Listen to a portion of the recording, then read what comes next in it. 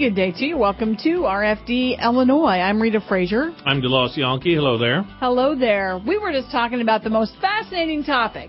We certainly were. I have another fascinating topic. Yes? That makes me feel like a fuddy-duddy. When did T-shirts have to cost so much? When did that start? You mean like the graphic T-shirts? Yeah. Well, of course. So my son is a teenager now, and so everything has to have stuff on it. And so one of the birthday shirts, or the birthday shirt that I got him, it's just a T-shirt. Mm-hmm. It was $33. Yeah, it really when did depends. That happen? I don't know.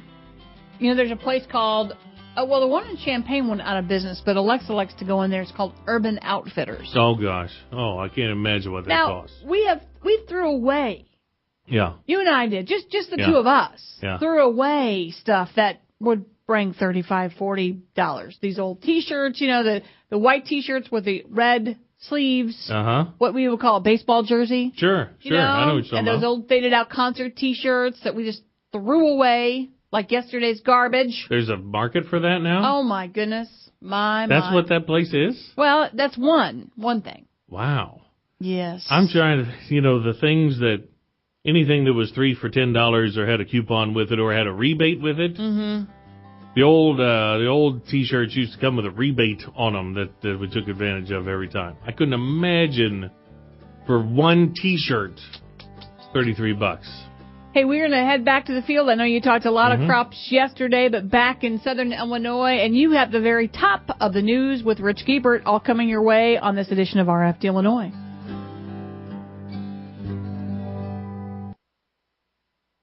Are you preparing for planting season? We don't mean to be a pest, but here's a few things you need to know before you grow. The Illinois Department of Agriculture now requires special local needs labels, including new restrictions for the use of herbicide dicamba on top of soybeans in Illinois for the 2019 growing season. Did you know these additional restrictions go beyond federally approved labels? Remember, the label is the law. To find out more about these Illinois-specific labels, visit ilfb.org/label-aware.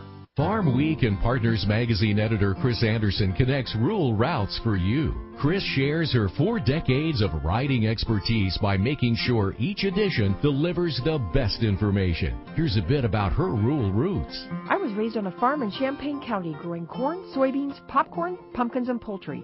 My top priority is to inform, educate, and even entertain Farm Bureau members. Be it routes or roots, RFD Radio, FarmWeekNow.com, and Farm Week keep you connected. Welcome back to RFD Illinois. I'm DeLoss Yankee.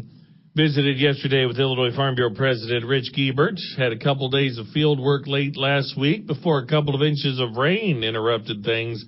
And then a hard freeze Sunday night into Monday. So no field work in Randolph County. Made his way up, and the board will be in discussing various issues, one of which will be the motor fuel tax. A couple of different proposals down in Springfield. The Illinois Farm Bureau recently changed its policy, wanting to be part of the conversation when the motor fuel tax would be discussed throughout the state. Right. Our delegates passed a new policy that we would support a moderate increase in the motor fuel tax, hoping some dollars would come back to local communities for roads and bridges, which is desperately, needed out in our rural communities. So the board will have a conversation this week as we talk about what are our parameters within this 2 proposals that were put forward. Not only the 2 bills that have been presented will increase the motor fuel tax, but it also increases the registration fees for the different vehicles. And we'll just have to see where the conversation goes with the board and what we can or cannot support going forward. But the delegates were really strong in saying we wanted to be at the table for this conversation. But again, there's no guarantee you would choose one over the other if neither of them are considered moderate. Then. Correct. We just have to see where they go. The state's in desperate need of dollars for a whole host of other reasons. But we really need improvements in our infrastructure out in the rural communities. Illinois Farm Bureau President Rich Giebert also hopeful that deals can get done for trade with the U.S. and Mexico and Canada through USMCA, also with China. And with Japan, meetings this week between U.S. and Japanese officials. Japan is a key market for U.S. agriculture, and the pork industry says a trade deal with Japan can't come soon enough, as our Washington correspondent Matt Kay reports. National Pork Producers Trade Chief Nick Giordano says as the U.S. and Japan open new trade talks this week, his industry's already losing market share in its most important market. We're 2 tariff cuts behind the 8 ball with the CPTPP competitors, which include both our North American neighbors, Canada and Mexico, and others. Australia ships to Japan, Chile ships to Japan, and so on. And then you've got the European Union, another huge competitor. Their deal with the EU was implemented on February 1st. Following January 1st implementation of the renamed TPP deal after the U.S. pulled out of TPP. It's no secret that the U.S. pork industry was all in on TPP. We were extremely aggressive. We got a really good deal in Japan that we're happy with. And now we get to watch our competitors enjoy it. So, no, we don't want to take a back seat to anybody. We want the deal that was negotiated, and I think the Japanese understand that. Giordano adds the pork industry does not want to play catch-up with its competitors, but wants the most favorable rate now. The U.S. is pushing for a quick deal on agriculture with Japan, but Tokyo says agriculture will have to come later in the talks after goods and services. The EU, meantime, announced its mandate for talks with the U.S. excludes agriculture, a position U.S. producers and lawmakers say they won't accept. For the RFD Radio Network, Matt Kay on Capitol Hill. Thanks, Matt. And a recent 8 to 14-day weather outlook from the National Weather Service continues to call for more than average precipitation, maybe better temperatures, but also more rainfall, and could last a while, too. Eric Schmidt is with EJS Weather in Jasper County. As we look through the rest of the spring, potentially slightly cooler than average temperatures along with wetter conditions. That's mainly, we do still have that weak El Nino in place across the Pacific Ocean, and that's more of a common thing around here when you have that in place. That's Eric Schmidt at EJS Weather down in Jasper County. Later in the program, we'll hear from Freeze Notice meteorologist Dan Hicks about what's to come either today or tonight as well as into Thursday. But first, Rita's up next on RFD, Illinois. Hello, I'm Trooper Teal with the Illinois State Police. April is Distracted Driving Awareness Month. According to the most recent report from the National Highway Safety Administration, 394,450 people were either injured or killed in distracted driving-related incidents. Avoid distractions while driving, such as talking on your cell phone, texting, eating, and even adjusting the radio. Wear your seatbelt and remember to just drive. A message from the Illinois Farm Bureau and the Illinois State Police. Attention corn farmers. Your corn checkoff dollars are working with the U.S. Meat Export Federation to grow red meat export volumes. Because when we're exporting beef, we're also exporting corn. The beef industry consumes 28% of all corn fed to livestock, plus additional corn in the form of DDGs, a co-product of ethanol production. Now that's what we call working an angle. Your checkoff is working corn from all angles. Because of the Illinois Corn Marketing Board, your profitability is our bottom line. A message from the Illinois Corn Checkoff. We're back here on RFD Illinois. I'm Rita Frazier. Back to the fields. We're going to start in Clinton County this time around. Cliff Schutte is there, and he gives us an update on conditions in the Clinton-Madison County area. The conditions are very wet. A lot of places are saturated. There's probably very little field work that's been done. So everybody's eager to get started, but they got rain to forecast tomorrow night again. So it's going to be a little while. We're going to shift into, for your livestock producers and for those who utilize cover crops that have been delivering seed. Tell us a little bit, give us an update on how fields look there and what you're delivering. Yeah, so lately we've just been delivering seed corn and working with producers on the cover crop management. Some of these cover crops are starting to get pretty tall. We actually had a couple producers cut an early variety rye that I sell that's about waist high already. So that's a blessing to some of the people because they were out of feed. It's been a long winter, wet winter, took a lot more feed. So that's a good thing. A lot of the fields are green. We had a little bit of winter kill this year due to the cold weather and the wetness.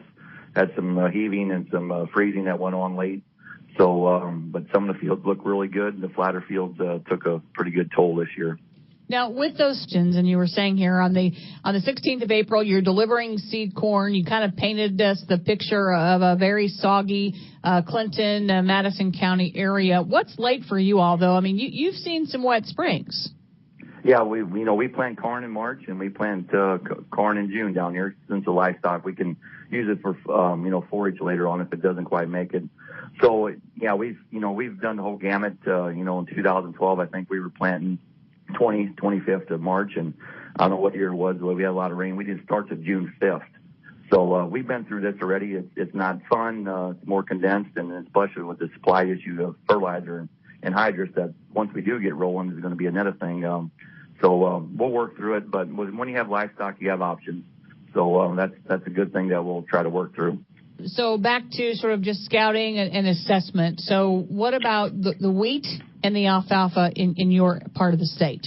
Well, it's funny they mentioned that. I had two calls this morning. Guys were out scouting, and we're very surprised when they got to the field. Almost 80 to 100% winter kill in places on some of their alfalfa, even on some. One guy called on Kentucky 31 fescue even got froze out. So that was unusual to hear that. So it's been a tough winter. So they're scrambling on, to put out some annuals to get some feed fast. In a couple of weeks from now, when it does warm up, we can use some summer annuals and grow a lot of feed in the summertime. So each farm's different. You go to the next place that got it planted on time, got good roots underneath it. The crop looks perfect. So it's going to be highly variable this year. Cliff Schutte, Clinton County. More with Cliff on the Livestock Report today. From that part of the state over to the Charleston area. Met Paul Yoder yesterday. Paul is with Pioneer. He's a field agronomist, and he tells us a little bit about his background and about what's going on in his territory in eastern Illinois. Absolutely, Rita. Yes, I grew up on a farm over just north of Taylorville in Christian County, and it was a grain livestock farm. Got two older brothers, and they both stayed on the farm, and it was one of those deals where with any type of ag community, I think most people can relate that when there's plenty of work, just sometimes not enough income. So it ended up being a blessing for me, so to speak, even though I got to not to be part of the farm, but I'm still part of a lot of farms and working with different growers in the area. And my territory basically covers for Decatur to Effingham to Champaign, and then to the state line of Indiana is basically the district of which I cover. So that's nice, in the fact that I get to work with, a lot of different soil types and a lot of different growers. And to me, the fall of the year is the best time of the year when you can ride in that combine and kind of see the successes of what the farmer has done through the year. That's the neat piece of being a farm boy myself. Yeah, and I love the fact that after your extensive education that you landed with Pioneer, because it sounds like it fits you perfectly. It does, from the standpoint that being able to work with different size growers and still getting your hands dirty every day, that's the best part probably of the agronomy piece, is that you're right there with the grower, working through different scenarios, different possibilities, whether it's working with the digital acre or if it's looking at fertility or planting populations, genetics, and trying to determine what is the best product, whatever that may be, for that particular acre. And to me, that brings back childhood memories, if you will, of growing up on the farm and trying to, maximize the dollar and your profitability at the end of the day. And to me, that's what motivates me to get up every morning. And so with that strong connection, those strong ties to the farm, us being here, we're talking on the 16th of April and not a lot of field activity done, you feel the pinch like your customers do. Absolutely. From multiple aspects, from the standpoint of the time ticking, if you will, as well as with the situations that we had this past year, this last fall, in particular when it looks at soybeans and just the overall quality of the seed and the germ of the soybeans. It's an overall concern, and you're absolutely right. There's In my area, there's just a little bit of corn planted, and there's even a little bit of beans planted, but very little.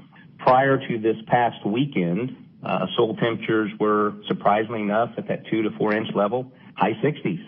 And now, today, I think it's going back up, but I know Monday morning, at the 2 inch, 4 inch level, it was 40 degrees. So pretty dramatic difference from that standpoint. But I will say, if we recall, last year was unique. Every year is unique, right? And last year was definitely unique in the fact that April was the coldest on record. So it's one of those deals where last fall we had phenomenal yields in both corn and beans. And to be honest with you, a lot of crop was not planted until the end of April. So if you Paul Yoder, field agronomist, Pioneer. Let's break for markets and weather. With the RFD Ag Market Summary for this Wednesday morning, I'm Jim Taylor. Corn lower, and beans and wheat ending Tuesday double-digit lower. May corn closing at $3.59, down 3 3/4. July corn down 3 3/4, $3.67 3/4. September corn $3.76, down 3 1/2. May beans closing at $8.88, down 10 3/4. July beans down 10 3/4, $9.01 3/4. And August beans down 10 1/2, $9.07 1/2. May wheat closing at $4.45, down 14 1/2. July wheat down 14 3/4, $4.48 1/2. And September wheat $4.56 1/2, down 14 3/4. May bean meal $3.0650, down $4.50. And May bean oil down 9 cents at $28.72. And current electronic overnight trading, May corn up 3/4, July corn up 3/4, and September corn up a penny, $3.77. May beans in the overnight up 2 1/4, July beans up 2 pennies, and August beans up 2 1/4, $9.09 3/4. May wheat in the overnight up 3 3/4, July wheat up 3 3/4, and September wheat up 3 1/2, $4.60 in the outside markets. June Brent crude oil $71.72, that's up 54 cents. The June gold contract up 110 this morning, $12.7830. In the livestock market from Tuesday, May lean hogs $88.97, down 110. June lean hogs down 117, $97.12. April live cattle $127.15, up 85 cents.